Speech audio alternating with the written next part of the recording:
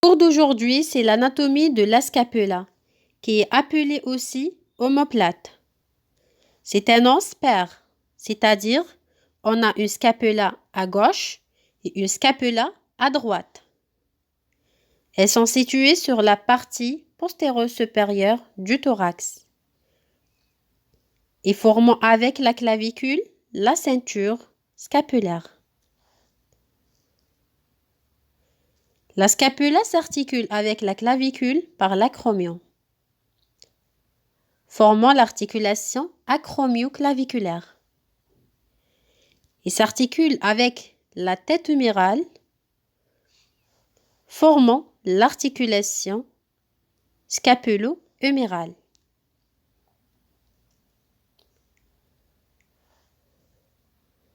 La scapula est un os plat et triangulaire.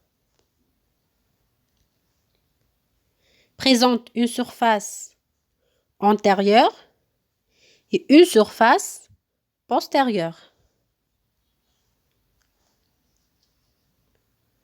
3 bords, un bord supérieur ou cervical, un bord médial ou spinal et un bord latéral ou axillaire. 3 angles, angle inférieur, angle supérieur et angle latéral. On commence par la face antérieure. Elle présente une face subscapulaire ou bien suscapulaire qui est excavée. 3 à 4 crêtes osseuses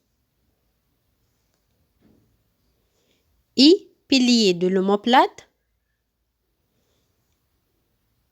et la gouttière axillaire.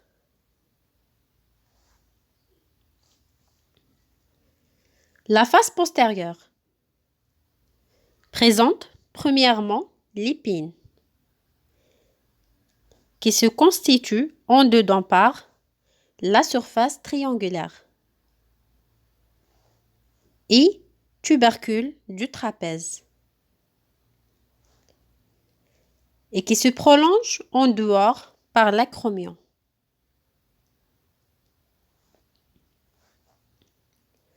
Deuxièmement, la fosse supraépineuse qui est au-dessus de l'épine.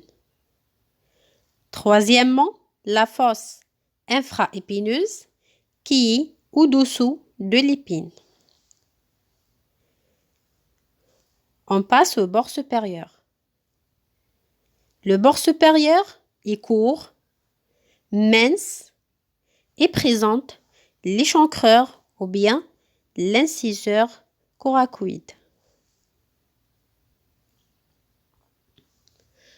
Bord médial ou spinal, lent et présente un angle ouvert, répondant à la surface triangulaire de l'épine.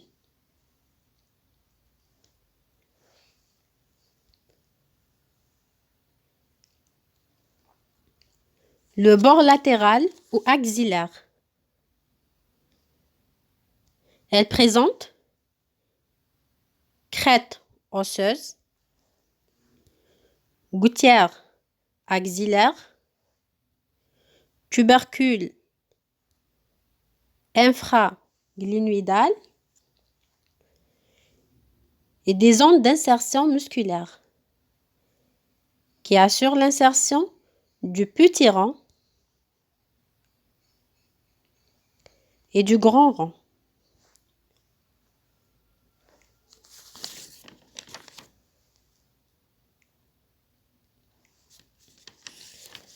Maintenant, les angles. L'angle supérieur est un sommet arrondi pour l'insertion angulaire. L'angle inférieur présente un sommet arrondi aussi pour l'insertion du grand dorsal. L'angle latéral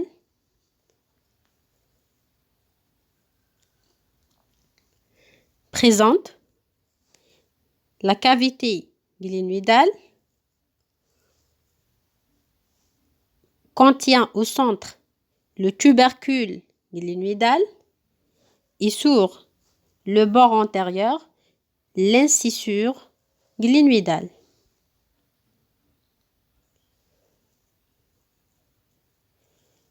Le tubercule supraglénoïdal, le tubercule infraglénoïdal et sur le bord, le col.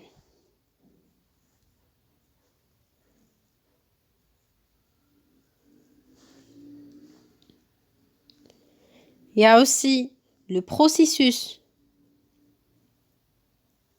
coracoïde ou apophyse coracoïde qui est en forme de doigt demi-fléché. Et dernièrement, l'acromion.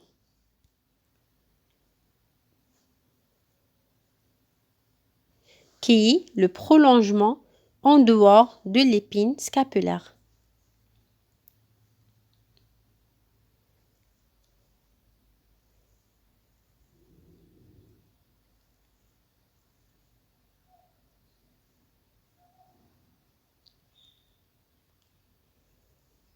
J'espère que cette explication était claire.